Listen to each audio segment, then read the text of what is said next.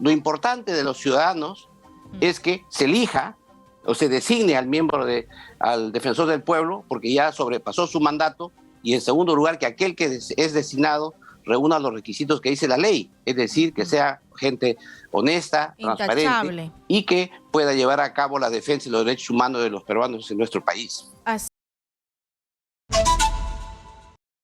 Poder analizar lo que viene pasando, vamos a darle paso a nuestro invitado. Él es Herbert Cuba, analista político, y le damos la bienvenida aquí en Exitosa. Señor Cuba, ¿cómo está? Muy buenas noches, gracias por su tiempo.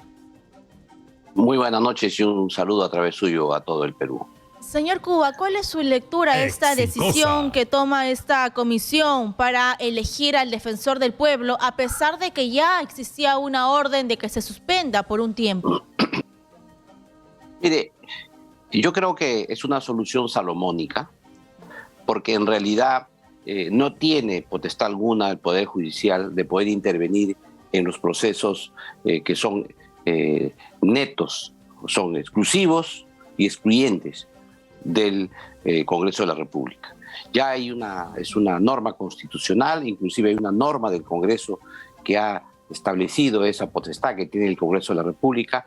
Sin embargo, para evitar alguna suspicacia, creo que el Congreso, la comisión misma, ha tomado una decisión salomónica para poder sobrepasar una queja, digamos, que se pueda dar desde la población. Aquí hay que entender que este proceso se realiza, tal como fue también el del Tribunal Constitucional, en un enorme conflicto entre aquellos funcionarios que pretenden todavía quedarse en los cargos a pesar de que sus mandatos están vencidos, y por ello es que genera una serie de tropiezos para que se puedan elegir a estos miembros, tanto como fue en el caso del Tribunal Constitucional como ahora en el caso del Congreso de la República.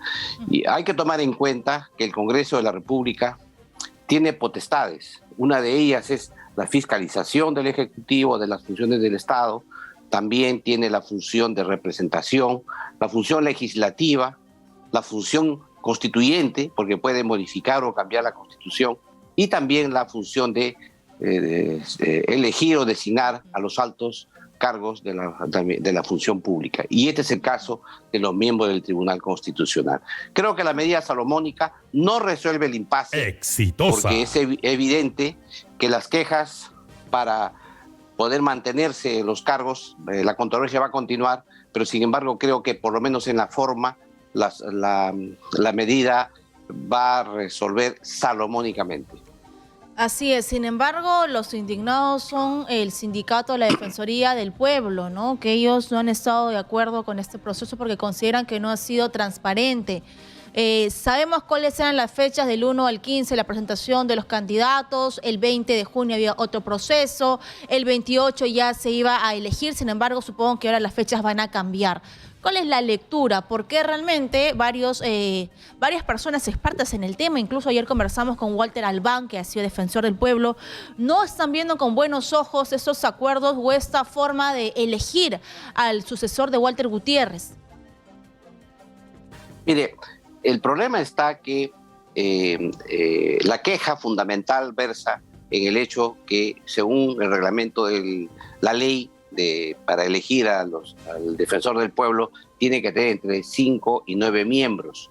Y en este caso había 9 miembros, pero participaba la presidenta del Congreso como un supernumerario, porque se acordó que la designación sea hecha por los voceros de cada una de las bancadas, con la finalidad de que sea mucho más democrática la selección del miembro de la Defensoría del Pueblo. Hay que tomar en cuenta que la propia ley señala que tiene que ser entre 5 y 9 miembros, guardando el número proporcional de miembros que tiene cada bancada. Eso significaba que en la práctica las bancadas mayoritarias iban a tener más miembros, caso de Fuerza Popular, que es ahora la primera mayoría dentro del Congreso, luego Perú Libre, etcétera, iban a tener más miembros que los otros. Sin embargo, en una actitud muy democrática por parte del propio Congreso de la República, señalaron que sean los voceros, es decir, uno por cada bancada. Y esto le dan un favorecimiento a las bancadas que tienen una menor representación. Sin embargo, el hecho de que haya participado la presidenta del Congreso como supernumeraria, a pesar de que se hace siempre así cuando participan los voceros, sin derecho a voz ni voto, ha sido cuestionada por un juez supernumerario del Poder Judicial. Pero además ha señalado que los plazos son muy cortos para que la población pueda expresar sus opiniones, el plazo de tachas tampoco es el plazo adecuado, etcétera. Sin embargo, eso está en el reglamento. Por lo tanto, las observaciones debieron hacerse desde las propias bancadas, por el propio reglamento, por los propios miembros del Congreso de la República. Señor Cuba. Lo que llama la atención es cuando el proceso ya está en marcha, ya está casi en la fase final, es que interviene este tipo de interferencias que no respetan la autonomía que debe tener el Congreso de la República en sus funciones. Señor Cuba, sin embargo, la gente se pregunta, ¿no? Porque usted sabe que lamentablemente el Congreso, no digo pero en general, hay una percepción de que responde más a intereses políticos, no tanto a lo que la población necesita.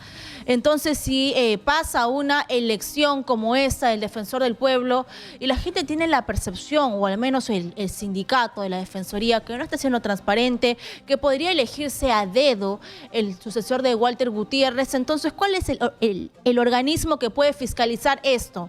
Porque tampoco se puede permitir de que exista algún tipo de acuerdo bajo la mesa. ¿A quién le corresponde decirle, hey, Congreso, no estás eligiendo bien, debes hacerlo de forma transparente, cumple con tu función?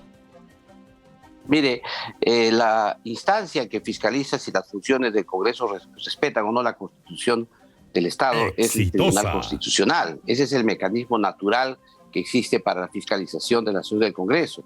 No es posible que un poder del Estado intervenga frente a otro poder del Estado. En el caso del Tribunal Constitucional fue el Poder Ejecutivo que interfirió la elección del Tribunal Constitucional. En este caso ahora es el Poder Judicial, sin guardar las instancias correspondientes que tiene la Constitución Política del Estado. Pero por otro lado también, siempre la elección de los funcionarios de alto nivel representan el consenso político. No es posible elegir altos funcionarios del Estado que son designados por el Congreso de la República si no tienen un componente político.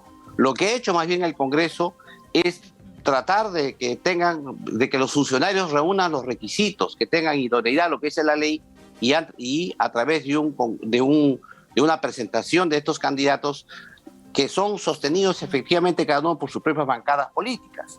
El problema aquí es que el Perú está sumamente polarizado. Hay un equilibrio estratégico entre el Congreso y el Poder Ejecutivo, y en ese equilibrio estratégico hacen que cualquier designación pueda alterar ese equilibrio. Por eso es que reclaman cada uno de los sectores. Hay un sector importante de la población que está en contra del Poder Ejecutivo y hay otro tanto que está en contra del Poder Legislativo. Por lo tanto, siempre hay para los dos lados, siempre hay quejas para los dos lados. Lo importante de los ciudadanos es que se elija o se designe al defensor del pueblo, porque ya sobrepasó su mandato, y en segundo lugar que aquel que es designado reúna los requisitos que dice la ley, es decir, que sea gente honesta, transparente y que pueda llevar a cabo la defensa de los derechos humanos de los peruanos en nuestro país. Así es. Y ahora, frente a esta realidad, a esta crisis que afrontamos aquí en territorio nacional, varios problemas que hemos tenido, cuán importante es la figura del defensor del pueblo y que no esté asociado a ninguna figura política, ¿no? Porque recordemos un poco a Walter Gutiérrez, que tenía comentarios políticos y que cuando la gente pedía la postura de la Defensoría del Pueblo, no vimos su mano, no vimos un comunicado. Puedo hablar de Villa El Salvador, puedo hablar de Repsol, por ejemplo. Entonces yo creo que la gente necesita confiar y que la Defensoría nuevamente tenga esa credibilidad que perdió en esa época. Miren, eso es la cosa curiosa, ¿no? Cuando había un defensor del pueblo que había sobrepasado su mandato y comenzó a hacer un incómodo al poder político, a pedir fiscalización, que se designe de modo adecuado a los ministros de Estado, cuando señaló que algunos ministros no tenían las condiciones idóneas para desempeñar ese cargo, inmediatamente fue cuestionado por los propios sectores que hoy día señalan que la forma en que se elige al defensor del pueblo no es el ideal. Por eso es que, ¿qué se quiere? Se quiere mantener el statu quo en la Defensoría, se quiere que los mismos grupos de poder o grupos políticos que sustentan actualmente el poder dentro de la Defensoría sea lo que se mantenga, o se quiere una renovación de Defensoría del Pueblo. Yo creo que esa es la pregunta. ¿Cuál es el signo? ¿Cuál es la orientación de esos cambios? Y esa es la queja. La queja no es el cambio en sí, sino quién asumiría, con qué nivel de representación, si es de la izquierda, si es de la derecha, si es del centro, del llamado grupo caviar, etcétera. Esas son las preguntas que se hace la población. Sin embargo, los requisitos, en este caso, como le expliqué a ustedes, la forma, esos son simplemente la anécdota. El hecho es la gran confrontación que existe en el país, la gran polarización y el equilibrio estratégico que existe entre el Ejecutivo y el Legislativo, que no permite que ninguno de los dos puedan en estos momentos llevar ventaja. Y en este caso concreto, elegir a un alto funcionario va a ser un tema muy complicado, al margen de la necesidad que se tiene de escoger, de lograr los 87 votos que requeriría su elección. Señor Cuba, ahora que usted menciona que es importante los acuerdos políticos, recordemos de que ya la era de la señora Alba podría finalizar y podríamos elegir, bueno, ellos podrían elegir a un nuevo presidente del Congreso y según la coyuntura nacional podría ser quizás, solo quizás, según las investigaciones, la justicia lo dirá el siguiente presidente de la República. ¿Cómo ve usted los acuerdos? Se habla mucho de que APP podría tener este espacio dentro de la mesa técnica del Congreso. ¿Cuál es su opinión? ¿Cómo son los acuerdos ahora de que Perú Libre ya perdió peso, ahora que Fuerza Popular es la bancada mayoritaria, ahora que tenemos otra bancada que es la de Bicentenario, que son los maestros también cercanos al presidente Pedro Castillo? ¿Cuál es su lectura de estos acuerdos? Mire, la elección para la mesa directiva del Congreso se torna sumamente complicada, porque han ocurrido dos fenómenos. El primero de ellos, se ha polarizado el Congreso en los dos extremos, y por otro lado, el centro ha perdido fuerza. ¿Por qué? Porque los partidos que sostenían el centro, en este caso Acción Popular y Alianza para el Progreso, en el último tiempo han tenido una serie de problemas internos de orientación gobernista, con lo cual esa orientación permite que lograr consensos para una mesa directiva sea sumamente complicada. Teóricamente, si se respetara los acuerdos que se tuvieron el año pasado al elegir a la señora Mari Carmen Alba en la presidencia del Congreso, este periodo le debería corresponder a Alianza para el Progreso. Teóricamente es así. Sin embargo, en estas circunstancias de alta polarización y de fragmentación de la izquierda, una fragmentación de la izquierda que hace que entre ellos puedan lograr, es difícil que logren consensos, es complicada esta elección y yo le podría decir a usted que no se sabe, no hay la certeza de quién podría ser el electo presidente del Congreso de la República y además miembros de la mesa directiva. Y esto es sumamente importante. Usted señalaba que la posibilidad de que exista un nuevo presidente del Congreso y la posibilidad de que pueda asumir posteriormente la presidencia de la República es una probabilidad, pero yo diría que es una probabilidad cada día más escasa. ¿Por qué? Porque la alta polarización del Congreso y la fragmentación que tiene la izquierda hace que casi sea imposible que puedan obtener los votos necesarios para una vacancia presidencial o para generar inclusive ahora designaciones de altos funcionarios del Estado. Creo que lo que tiene que ocurrir ahora es que estos líderes de los partidos políticos, no necesariamente los que están actualmente en el Congreso, sino los líderes de los partidos, tengan que sentarse a conversar y lograr un acuerdo por el país.